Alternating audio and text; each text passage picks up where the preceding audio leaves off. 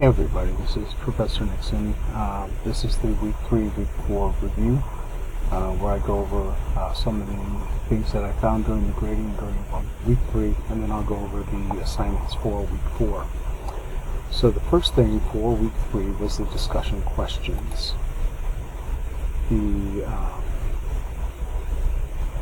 things that I saw most with the discussion questions were that people are not meeting the 100 minimum word length.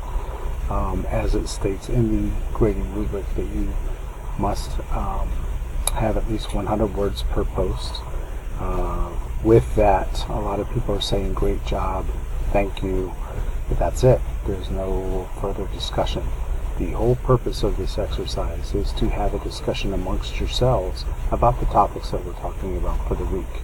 So I do require more than great job, thank you, to be considered a post. So if that's what you're providing me, that will not count towards your number of posts per week. So make sure that you are telling me why, or telling your fellow student why you agree or disagree with them respectfully, and then tell them why you disagree or agree with them. Again, the number of posts are not being met, so you are losing points for that. You must have 4 separate posts on 3 separate days. Failure to do that will result in points being deducted. Spelling still seems to be an issue. I did provide a video in the student resources area of the classroom right here, and in fact, let's just go in there. That way you can see it. Program resources, I apologize. Go down to the Hopeful tutorial videos, how to write your discussion in Word. So if you click on that and watch the video, it'll tell you how to write the discussion in Word, do a spelling grammar check, then making your changes as you go, and then copy and paste it into a discussion thread. That being said, spelling and grammar check do not catch everything. So it's important that you read your posts before you post them as well. Same with your papers. Somebody had submitted a paper that said thinking it through, but it says thinking it though. So spelling and grammar check is not going to catch that, because the though is spelt correctly and it is a word, but it's not catching that as an error. So make sure that you're rereading that. Excuse me. People are posting late. The deadline is Sunday at 11:59. I give a little leeway if you're a few minutes past, midnight or whatever. That's fine. But some of you are posting 2 or 3 days late, and that will not count towards your discussion. The discussion ended on Sunday, so make sure that you're posting on time. Some of you are not answering both questions. There are 2 questions each week. Make sure that you're answering both questions thoroughly. Reread the question and make sure that you've answered all the questions that are being asked of you for the discussion.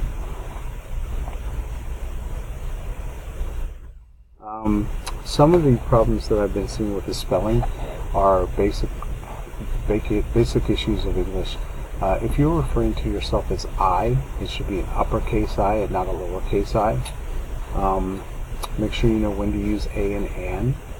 If the word sounds like a vowel, then you should be using an. Anything else should be used as an a. And if you're writing the word assess, make sure that there are 2 S's on the end, because only 1 S changes the whole meaning of the word. So make sure that you're looking at that. The OSHA assignment, everybody did really well on. Everybody scored above a 70. Some of you still have not submitted it. You will not be able to pass this class without scoring a 70 or above on this assignment. So if you have not completed it, you need to get that done as soon as possible. And everybody did very well on the quiz for week 3. Everyone's score was above an 80 who took the quiz. For week 4, this week your reading assignment is chapters 15, 16, and 23. 15 is on the patient as an individual, so you'll learn about some of the cultural differences that you'll experience, how we as healthcare leaders need to treat our patients as individuals. Then we're going to also talk about, again, one of my favorite subjects is communication, as I think I told you, and the importance of it in the healthcare field, in any field actually, but especially in healthcare.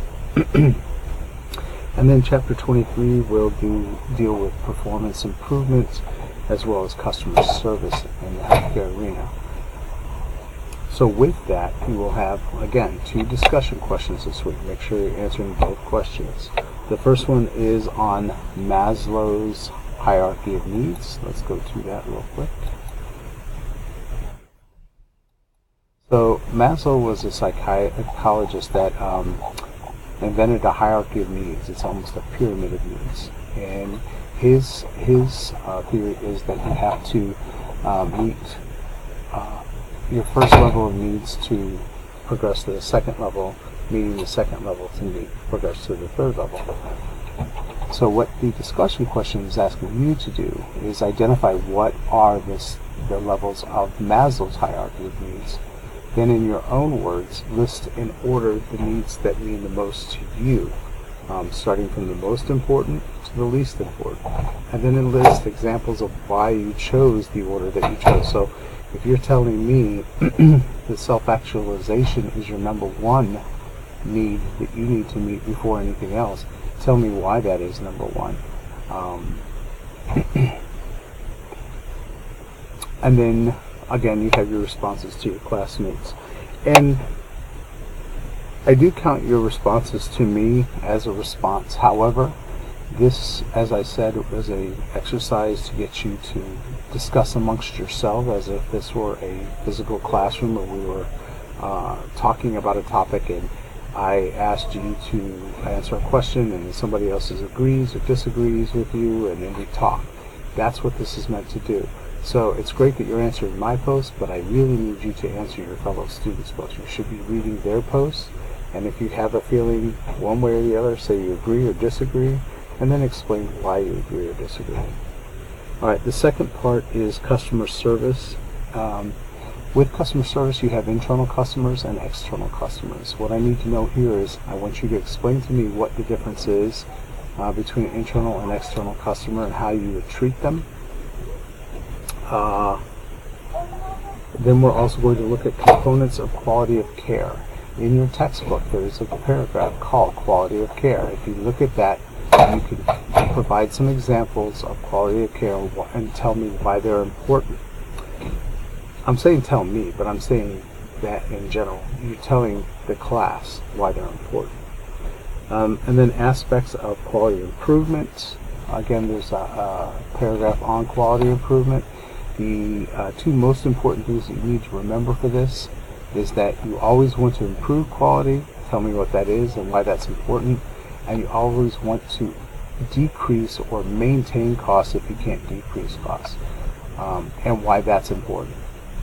And who's responsible for that. And then this week you also have a written assignment due. And that's the problem solving assignment. So let's go to that real quick. Now with this, you are not required to submit this to the OUT. However, it does need to be in APA format. It is a formal paper, so you'll need a title page. You do not need an abstract. You need a body of your paper, which is your writing, with in-text citations that correspond to a separate reference page. So your title page must be on a separate page. Your middle of your paper should be the body of your paper with in-text citations. The in-text citations should correspond to the references that you have listed on the separate reference page. Now, if you're having problems with that, there are some APA resources in the program resources under APA resources. There's a template on how to do the paper, a sample of a paper, then how to do references, citations, and here is a video on how to set up your margins, your double spacing, Times New Roman, 12 pitch, all of that, and how to set your paper up for an APA format. So utilize those so you do not lose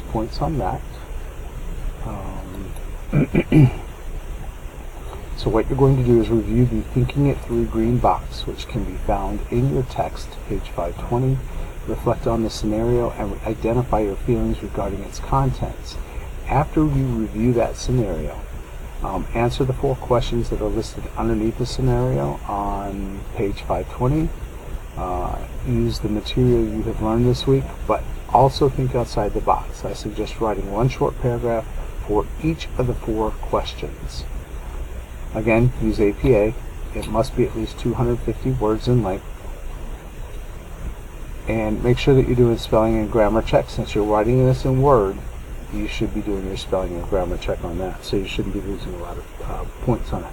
Now, when you're ready to submit that, you can go ahead and go up here to it says lower left-hand corner, but it really is, it should have been the upper left-hand corner, where it says Week 4 Written Assignment. Click on that.